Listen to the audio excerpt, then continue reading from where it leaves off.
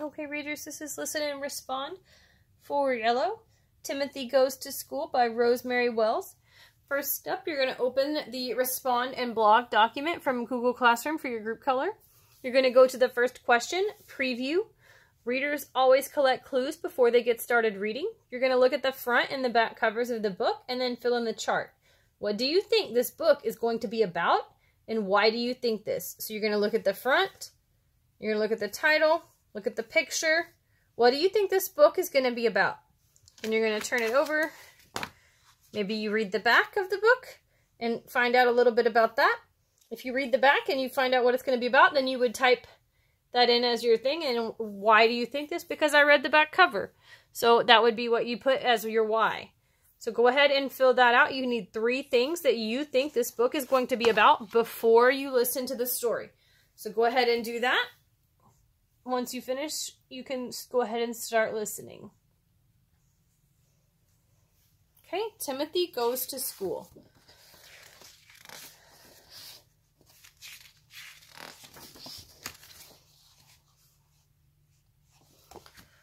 Timothy's mother made him a brand new sunsuit for the first day of school. Hooray, said Timothy.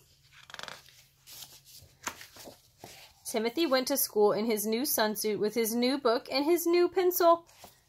Good morning, said Timothy. Good morning, said Mrs. Jenkins. Timothy, said Mrs. Jenkins, this is Claude. Claude, this is Timothy. I'm sure you'll be the best of friends. Hello, said Timothy. Nobody wears a sunsuit on the first day of school, said Claude.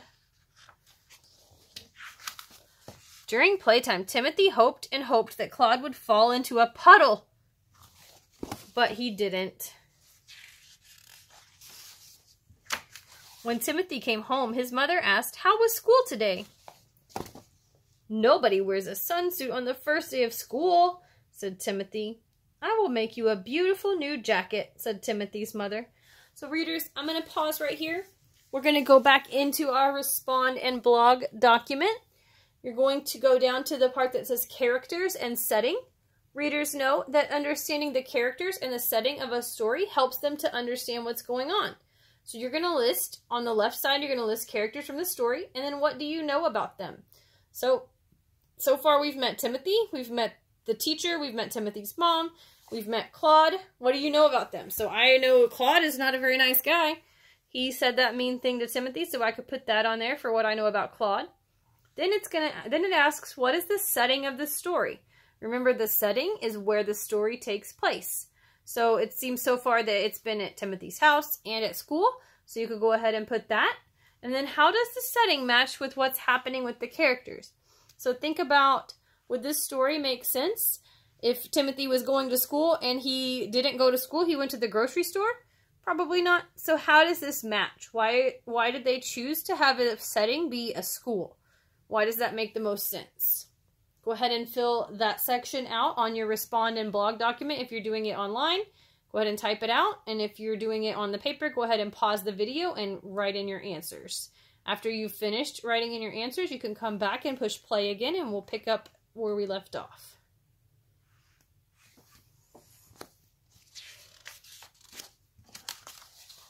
Timothy wore his new jacket the next day. Hello, said Timothy to Claude. You're not supposed to wear party clothes on the second day of school, said Claude.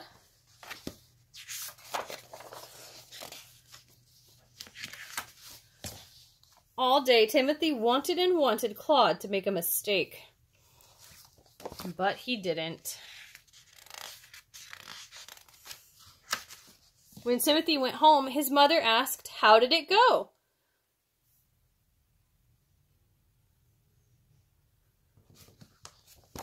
You're not supposed to wear party clothes on the second day of school, said Timothy. Don't worry, said Timothy's mother. Tomorrow you just wear something in between like everyone else.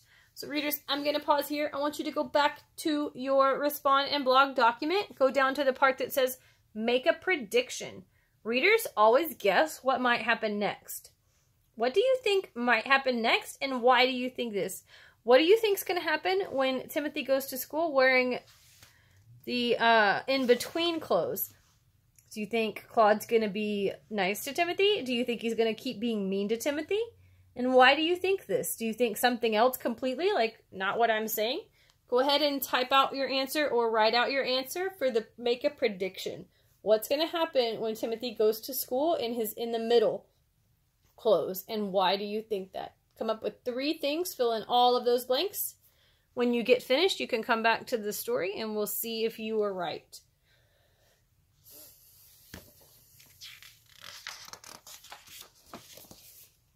The next day, Timothy went to school in his favorite shirt. "Look," said Timothy, "you are wearing the same shirt I am." "No," said Claude, "you are wearing the same shirt that I am."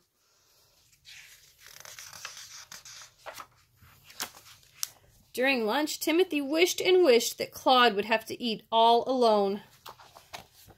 But he didn't. After school, Timothy's mother could not find Timothy. "Where are you?" she called. "I'm never going back to school," said Timothy. "Why not?" called his mother. "Because Claude is the smartest and the best at everything, and he has all the friends," said Timothy. "You'll feel better in your new football shirt," said Timothy's mother. Ooh, I want you to pause right here, readers, and go back to your respond and blog document. So go down to the part that says visualize. Readers always think about how this story might look in their heads. So what do you think Timothy's football shirt is going to look like? And why do you think that? So whenever she said football shirt, what did you think in your brain?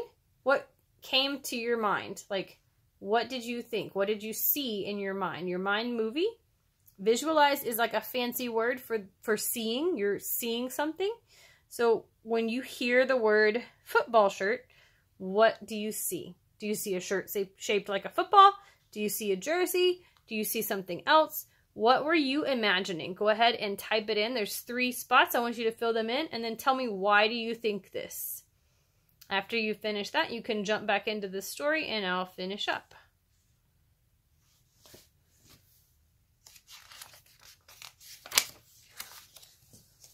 Timothy did not feel better in his new football shirt. That morning, Claude played the saxophone.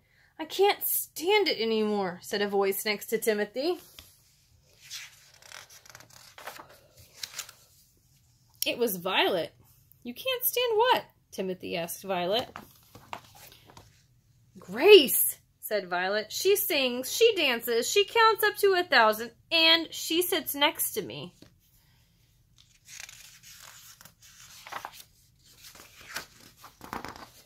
During playtime, Timothy and Violet stayed together. Violet said, "I can't believe you've been here all along. Will you come home and have cookies with me after school?" Timothy asked. On the way home, Timothy and Violet laughed so much about Claude and Grace that they both got the hiccups. The end. Okay, readers, go ahead, go back to your respond and blog document. You're going to go down to the summarize. Readers, think about the most important parts of a book. In your own words, you're going to give me a summary of the story that we just listened to. So I already put some sentence starters down for you. You're just going to fill in the blanks. So the starters I have, the story blank talks about blank, in the beginning of the story blank, in the middle of the story blank, and in the end of the story blank. So you're going to fill in those blanks. The story, Timothy Goes to School, talks about Timothy. In the beginning of the story, what happens to Timothy in the beginning? In the middle of the story, what happens to Timothy in the middle? And in the end of the story, what happens to Timothy in the end? So usually the beginning is kind of setting it up, introducing everybody. The middle is usually some sort of a problem that's happening in the story. And the end is usually when the problem gets solved or fixed. So go ahead and fill in those blanks. After you do that, you're going to go down to the next part. And there's 2 options here. So you're going to pick one of these choices. You do not have to do both. You're only going to do one. So the first option is making connections. Readers think about ways a book is similar to their own lives. So if you choose this one, you're going to go into Google Classroom for your color. You're going to click that plus sign at the bottom, and you're going to make a blog post. The title is going to be Making Connections to Timothy Goes to School. Then under that, you're going to write about a time that you connected to this story. Maybe it reminds you of somebody you know, like maybe you knew somebody that was mean like Claude. Maybe you felt like Timothy did. Maybe you wore the wrong thing one day and you felt silly. Maybe you saw something similar to this on a movie, or you read it in another book. Anything that you can connect to, you're going to add that. After you've done that, you post it.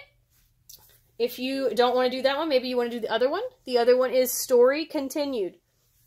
Readers, think about what might happen next if the book were to keep going. So if you choose this one, you're going to go into Google Classroom for your group color. You're going to click that plus sign at the bottom. Then you're going to make a title. You're going to put Timothy Goes to School Continued. And then you're going to write about what you think might happen next. So at the end of this story, Violet and Timothy were going to have cookies. Maybe you could tell us what happens when they have cookies. So it doesn't have to be long, just like 1 to 3 sentences. After you've got that done, you're going to click post. So you pick one or the other. You do not have to do both. Once you've done one, then you're going to come here and you're going to click turn in. If you're doing the paper version, make sure your name is on your paper and you're going to put it in the drawer for your grade. If you have time left over after you finish this, you're going to move to Lexia, IXL, or MobyMax.